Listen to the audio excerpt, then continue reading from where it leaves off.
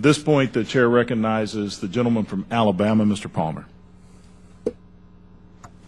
Thank you, Mr. Chairman. Mr.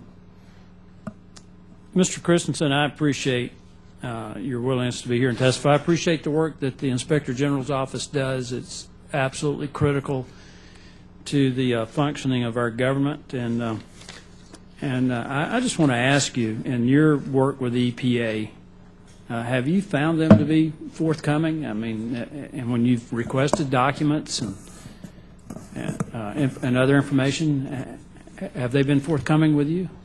Yes, sir. Well, I find that interesting, considering that the Inspector General for the EPA was one of 47 Inspector Generals who sent a letter to the Committee on Oversight and Government Reform complaining that federal organizations, including the EPA, were impeding investigations by withholding information. Were you aware of that?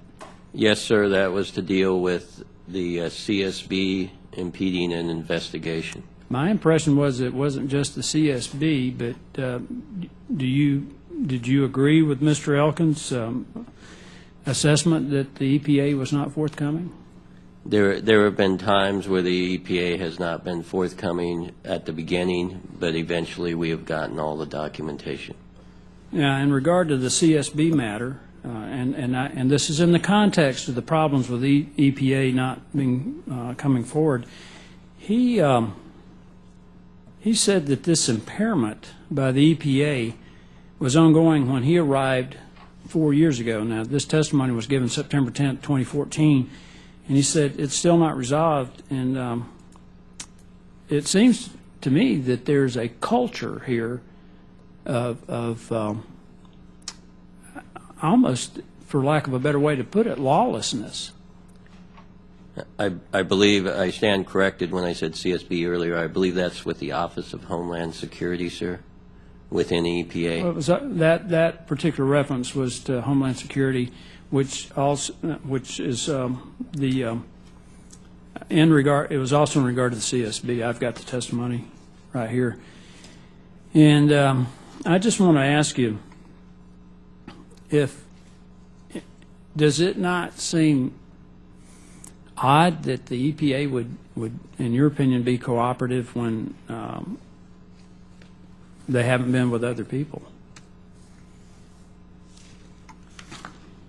Ultimately, for audits, we've had cooperation. Ultimately, I think with the testimony you're talking about was with some of our investigations, which would be underneath the Office of Investigations.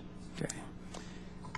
Dr. Snare, in your testimony, you talk about a culture of secrecy, and I just want to read something here that you said in your written testimony. It says, the EPA prepared an 83-page PowerPoint presentation on how to use electronic tools to collaborate with external partners.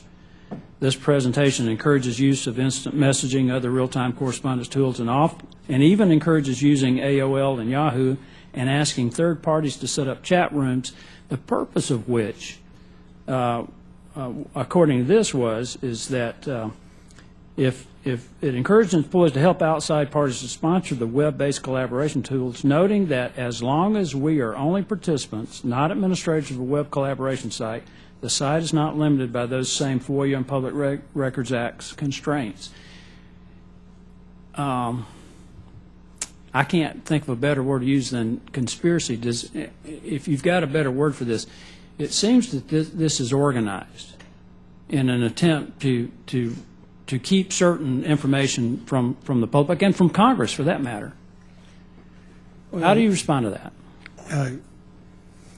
Congressman Palmer, EPA employees, like many government employees, have the challenge of trying to do their job, stay on top of new technologies, use everything they can, and we encourage innovation.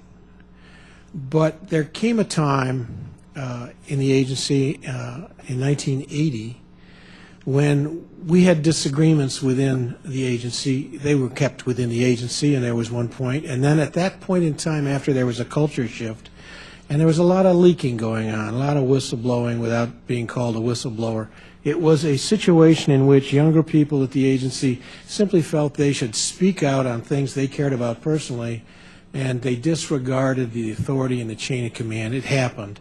Now, the next change in culture really came with the current administration, where, in fact, basically it was Katie bar the door, we're going to do anything we can. And so what we ended up seeing is a great deal of, we'll just keep this to ourselves.